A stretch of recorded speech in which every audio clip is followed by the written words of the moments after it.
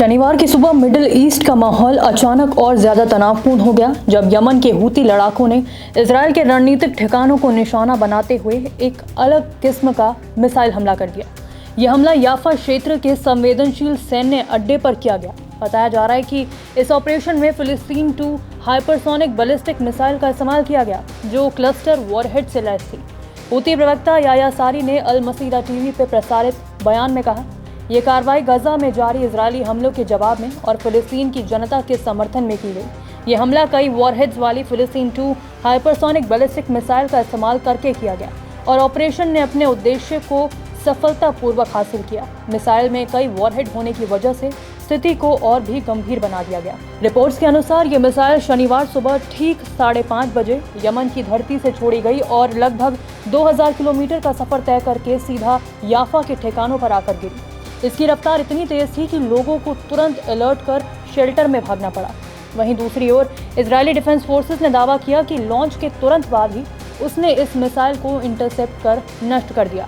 Missile alert बजते ही तेल अवीव और मध्य इजरायल के कई शहरों में हवाई सायरन गूंज उठे और लाखों नागरिक शेल्टर की ओर भागते दिखे।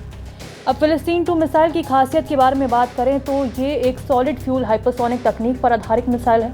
ये मैक 16 यानी ध्वनि की रफ्तार से 16 गुना तेज उड़ सकती है। इसमें लगा क्लस्टर वॉरहेड अकेले विस्फोट की बजाय कई छोटे छोटे धमाकों को अंजाम देता है, जिससे बड़े क्षेत्र में तबाही मचना आसान हो जाता है। यही वजह है कि इसने इजरायल की उन्नत रक्षा प्रणालियों जैसे आयरन डोम और एरो तक को चकमा देने में कामयाबी हासिल की है। इस बीच तनाव और भी ज्यादा बढ़ गया जब खबर आई कि इस्लाम के सबसे पवित्र शहरों में से एक मदीना के ऊपर एक मिसाइल को इंटरसेप्ट किया गया।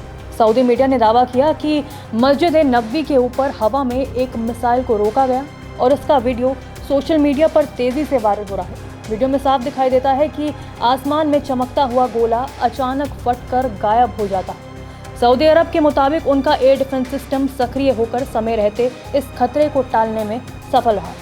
रियाद को शक है कि इस हमले के पीछे भी हूती विद्रोही हो सकते हैं। इसकी वजह दोनों पक्षों के बीच पुराना टकराव है।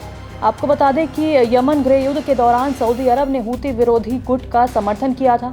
इसके बाद से हूती लड़ाके समय समय पर सऊदी ठिकानों को निशाना बनाते आए हैं। अगस्त 2012 में भी हूती गुट ने सऊदी अरब की एक प्रमुख तेल रिफाइनरी पर बड़ा हमला किया था, जिसके बाद सऊदी ने हूती विरोधी बलों को और अधिक सैन्य मदद देना शुरू कर दिया था। इतिहास गवाह है कि ये पहली बार नहीं है जब सऊदी के पवित्र शहरों पर इस तरह का खतरा मंडराया हो। इससे पहले अक्टूबर 2016 में भी मक्का को टारगेट बनाने की कोशिश हुई थी। उस वक्त सऊदी गठबंधन सेना ने दावा किया था कि उन्होंने 500 किलोमीटर दूर से दागी गई बैलिस्टिक मिसाइल को मक्का से 65 किलोमीटर पहले ही रोककर नष्ट कर दिया। हालांकि हूती नेतृत्व ने तब इन आरोपों को खारिज किया था। उन्होंने कहा था कि उनका इरादा कभी पवित्र स्थलों को निशाना बनाने का नहीं रहा और ये सब केवल राजनीतिक सहानुभूति बटोरने के लिए फैलाया गया प्रचार है। मौजूदा हालात को देखते हुए साफ है कि यमन से छिड़ी ये मिसाइल जंग अब सिर्फ इजरायल और फिलिस्तीन तक सीमित नहीं रही, बल्कि इसका असर सऊदी अरब समेत पूरे मिडिल ईस्ट की स्थिरता पर पड़ रहा है। अब आने वाले दिनों में ये तनाव किस ओर बढ़ेगा, इस पर सबकी निगाहें टिकी हुई है। इस पर आपका क्या कहना है, कमेंट कर जरूर बताएं। नमस्कार, मैं हूं मानक गुप्ता। अगर आपको हमारा ये वीडियो पसंद आया हो तो इसे लाइक और शेयर जरूर करें और हाँ, हमें सब्सक्राइब और फॉलो करना ना भूलें ताकि आप देश और दुनिया की कोई खबर मिस ना करें। तो जुड़े रहिए हमारे साथ और देखते रहिए न्यूज़ 24।